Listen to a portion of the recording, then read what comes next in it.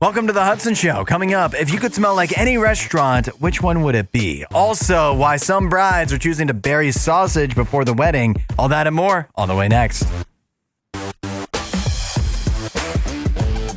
It is the Hudson Show from RadioU. We call it the Hudcast. That's a new thing that I just came up with. Today is my first day back in the studio. I was on vacation earlier this week in Connecticut. That's why there was no episode earlier this week. And today I'm kind of quarantining myself here at the studio. And it's not because I have COVID or any other disease. It is because, and you'll hear this in just a few minutes, more on this, but Zafir the dog got sprayed by a skunk for the second time. It's just as unfun as it was the first time around. I'll tell you what, getting back from vacation, one of the things that I really have found myself appreciating here is the Olympics. The Olympics lasted just long enough for me to fall in love with them right as they're about to end. The first, what does it go for 3 weeks? The first 2 weeks, I barely paid any attention. I hardly even knew they were on. But then, spending this past week with family,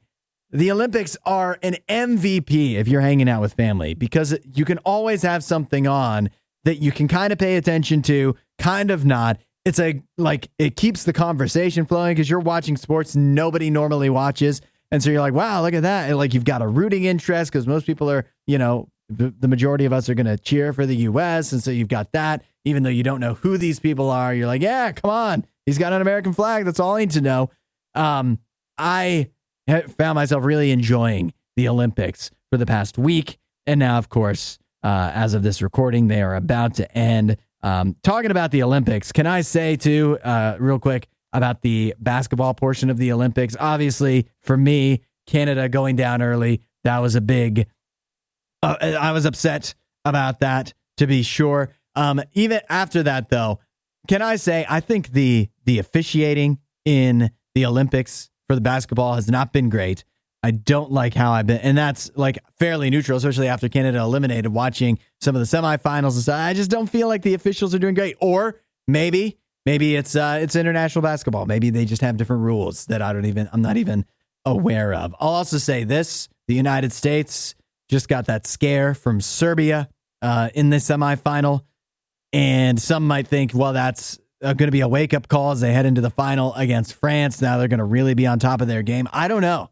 I think France is hungry. They've got the home crowd behind them. France was in the gold medal game at the previous Olympics against the United States, weren't able to get the job done. But many of the marquee guys for the U.S. in that game they were much younger then. And now it's the same marquee guys by and large, and they're just older and, maybe a little past their prime, even though Steph Curry just had a great game. He's a little past his prime. LeBron clearly past his prime. Still great players.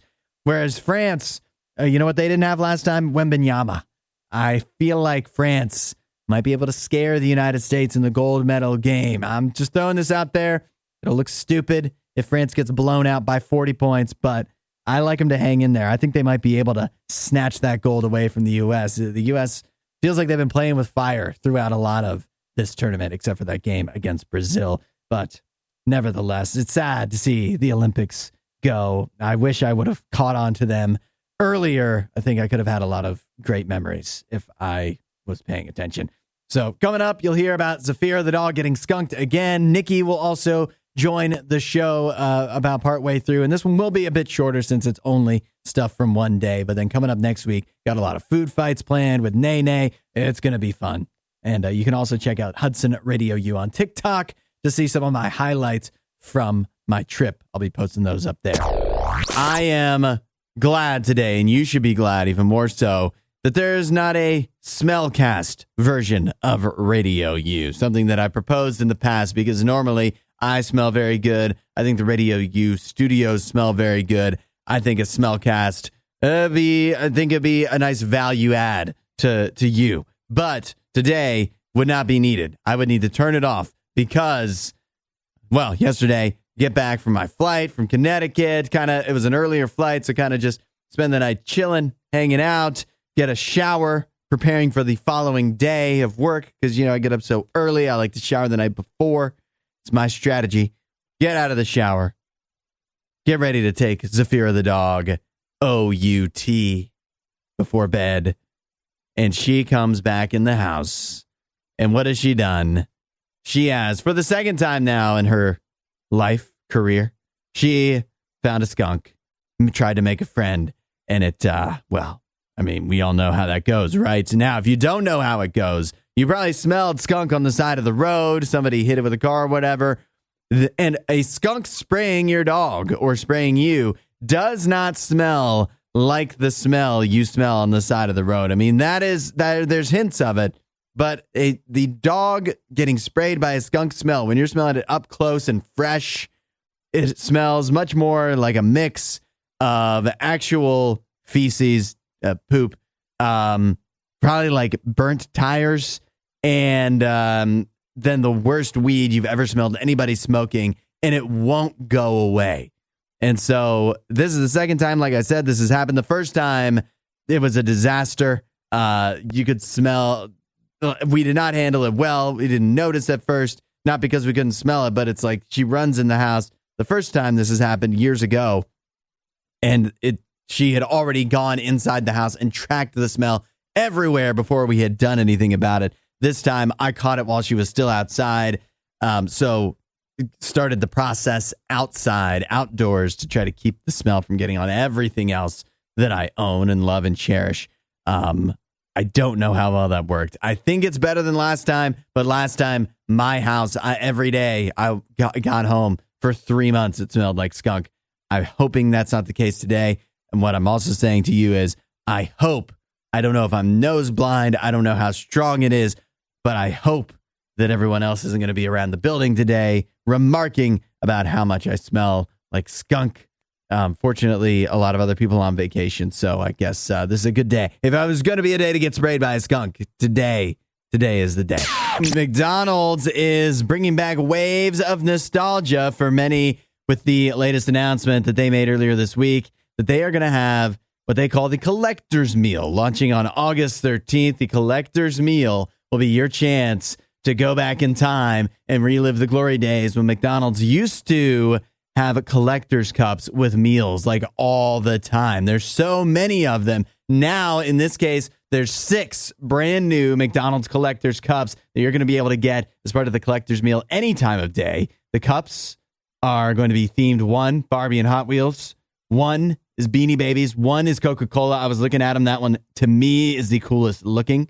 Hello Kitty and Friends, another option. They have one that's Shrek, Jurassic Park, and Minions, and then one that is just simply a McDonald's cup with Grimace, Boo Buckets, the Funny Fry Friends. I have no idea what that is, but they are going to be selling these all day long, whether you want to get it with a breakfast meal that includes a sausage McMuffin, or if you want to get it later in the day with a 10-piece McNugget or Big Mac meal. What I really want to know, and they won't tell me, is how much these are going to cost, because I do feel, based off of some of the other adult Happy Meal kind of things they've done in the past, these are going to be too expensive for what they actually are. But then again, if you've ever seen the classic, if you grew up with any of the McDonald's collector's cups, or maybe even you remember like your parents having them, like, it is kind of cool to see that McDonald's is bringing back that kind of thing. Although it is funny to see so many people getting so excited about this, where based off of history, these cups are all just going to end up at the Goodwill or in your grandma's cupboard, or I guess maybe in your cupboard when you are a grandma. Get your popcorn ready. It's the weekend watch list on the Hudson Show, letting you know what's new that you could be watching in theaters and at home this weekend. A full slate of new movies. We'll start it out with Borderlands, the biggest new release this weekend. Of course, the new video game movie starring Cate Blanchett, Kevin Hart, Jack Black, and many more. Returning to her home planet Pandora, an infamous bounty hunter forms an unexpected alliance with a ragtag team of misfits. Together, they battle alien monsters and dangerous bandits to uncover one of Pandora's most explosive secrets. It brings me no pleasure to say this. In fact, it hurts me. It pains me a bit to let you know that right now, Borderlands is sitting at a 7% on the tomato meter from the critics. And lest you think that it's one of those situations where, well, it's not one of those critic things, but the audience, the people that do go see it that like Borderlands the game, like the movie, no. It has a 51% audience score. It is no good. I love what Donald Clark of the Irish Times says. Console junkies will find themselves involuntarily hammering an imagined X button in the hope of getting back to the gameplay. No good. You're stuck with this wacko stuff. Good review from Donald Clark there. That's sad. I like Borderlands the game. Played many of them. I wish the movie was good. So maybe that's no good. Maybe instead, Cuckoo, a new horror movie. R-rated. 17-year-old Gretchen reluctantly leaves America to live with her father at a resort in the German Alps. That sounds nice. Plagued by strange noises and bloody visions, she soon discovers a shocking secret with concerns with her own family. That one has much better reviews, although that's not saying much, but it has 79% on Rotten Tomatoes. The critics like it. Josh Bell of The Inlander says the immersive, unnerving sound design and visual style make up for some of the narrative shortcomings. Or maybe you just want to stay at home this weekend and watch The Instigators, which is new on Apple TV Plus, starring Matt Damon and Casey Affleck as Rory and Cobby, who are unlikely partners thrown together for a heist. However, when it goes awry, they team up to outrun police, backward bureaucrats, and a vengeful crime boss. That one, very average on Rotten Tomatoes, 42% from the critics. Michael Phillips of the Chicago Tribune says The Instigators isn't that bad, but it's a lazy, low-stakes effort. There you have it. That's what's new in theaters and at home this weekend. Let me know what you're watching at 8772 RadioU. I've got a few things in mind. I know Kingdom of the Planet of the Apes is now on Hulu. I might turn to that. We'll see. And of course, I'll let you know on a Monday morning when we do the box office breakdown what I get to. That's your weekend watch list. We'll see you at the movies. Caitlin Clark is at the center of controversy once again, although this time it has nothing to do with the basketball court. In a recent video that was posted up on the Indiana Fever socials, her and her teammates asked the question, what is the most controversial food combo you can think of? And the most questionable food combo, Caitlin Clark's answer, mayo on hot dogs. She says, you know who you are. Now, you might be expecting me to be wading into this conversation because I have strong opinions on this as a hot dog aficionado. I don't. I've actually never tried mayo on hot dogs. However, I love mayo. I love hot dogs. I don't see how it can be wrong. So, Caitlin Clark, the thing is, I just like to keep my hot dogs pure as possible. Sometimes it's ketchup only, and that's the max that I will do. I like a good, pure, unaltered hot dog. A good hot dog doesn't need condiments. But that said, mayo on hot dogs, I can't imagine it's that bad. But the rest of the internet, very divided. Anytime you say something like that, you're gonna get a big response. However, I don't have a big problem with that. What I do have a big problem with is her teammate who answered before her, Katie Lou Samuelson, who said ketchup on macaroni and cheese. What are you talking about? Ketchup on mac and cheese is excellent. Now, I'm not talking about ketchup on baked mac and cheese. That'd be crazy. That is insane. But she didn't clarify. She didn't say that. She said ketchup on mac and cheese. Ketchup on a mac and cheese that you make out of the box, Kraft Dinner style, that is made for having ketchup on it.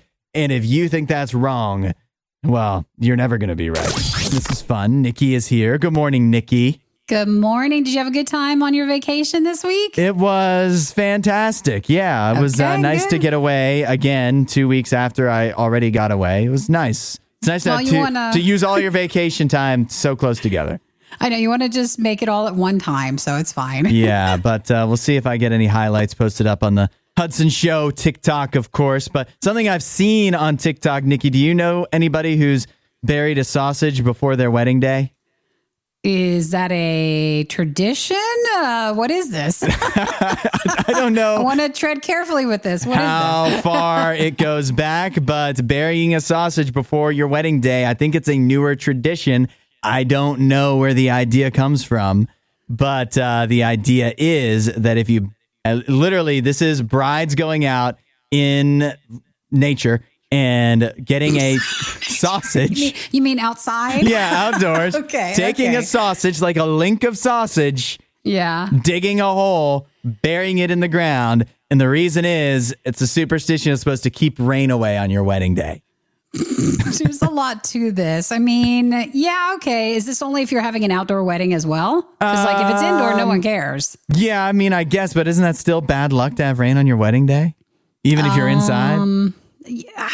I don't know. No one wants to go anyways to the wedding. So. Yeah, that's right. It's like, hey, I just assume nothing. That's what at any restaurant, you know that restaurants are like slower on rainy days because nobody wants to go out and do stuff. So that has to be true for weddings too. The attendance goes down, your gifts go down probably, and you have all this wasted food.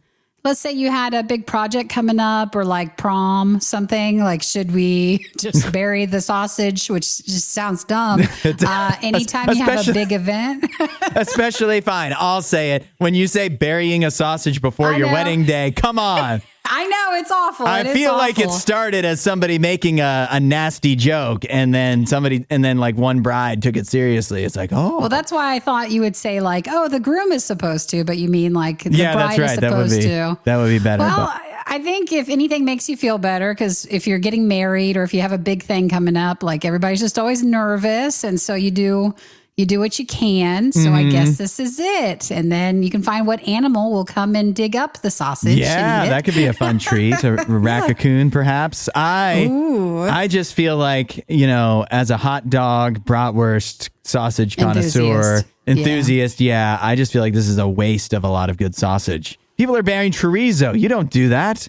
Well, actually, that's the least of the sausage that I like. Not. So feel free to do that. Do you put the bun in there? Is it uncooked or cooked? Like, what's the rules with it? That putting a bun in there gives it it looks like uncooked most of the time, but no, because then I'd be like, it's a baby, because it's always the bun in the oven thing. Like, yeah, that's right. You can't put a bun with it, but then it feels like that make Mother Nature. If that's like we're appeasing the nature. I feel like that'd make it even happier because it's getting like give it a nice beer broth or something like that with some onions. The cheddar wurst. Yeah, I think that would you'd have the perfect weather on your wedding day.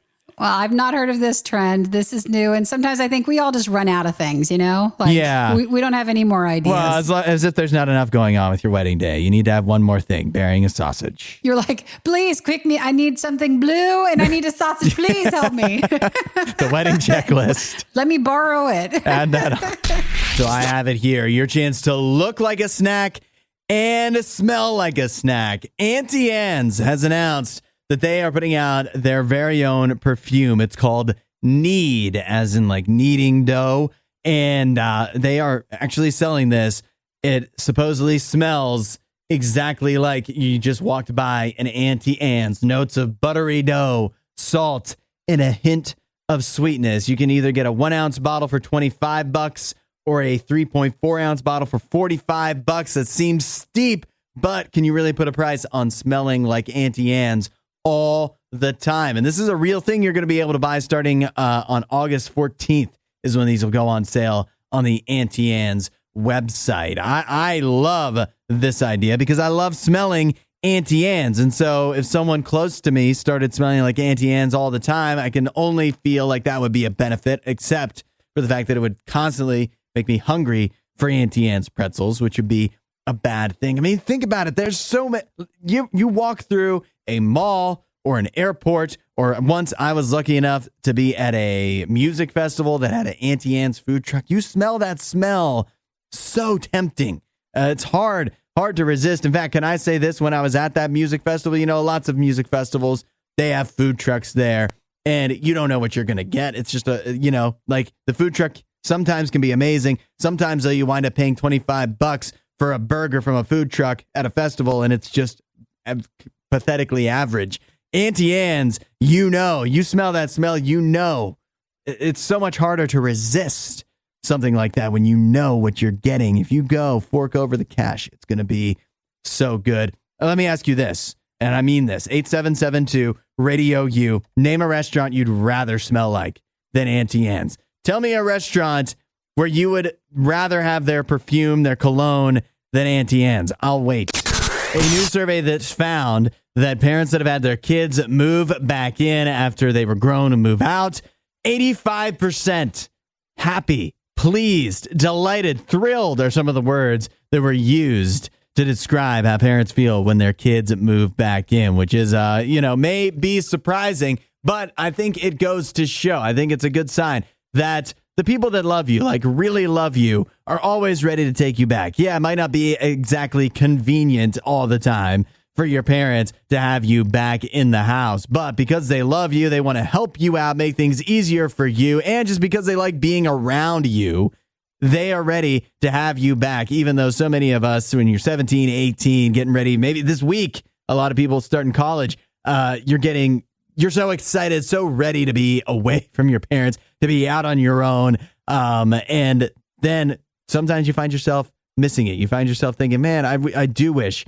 I could go back. And your parents are thinking the same thing. When somebody really loves you, they're always happy to have you back, no matter what the circumstances are. And that's how God is too. If you feel like you've lived your life a way where God wouldn't want you around, where God is like, no, I'm glad you're gone. Get away from me. That's it. That's not how Jesus is. Jesus is just like most parents out there. He's totally ready to say, come on back. I'm ready to have you. I'm ready to help you out and to be a part of your life again. God wants that. He's ready to do that for you. And if you're ready for that, all you need to do is ask, say, hey, God, let me come back. I'm ready to do life with you again. I'm ready to do things differently. Show me how to live. And he will. You want to know more? RadioU.com/free gift. Feeling for the students at Charles Middle School in El Paso, Texas, where they have unveiled a new addition to their dress code for the new school year. They will no longer be allowing students to wear black tops with black bottoms. You cannot go black on black at El Paso's Charles Middle School. Why, you may be wondering?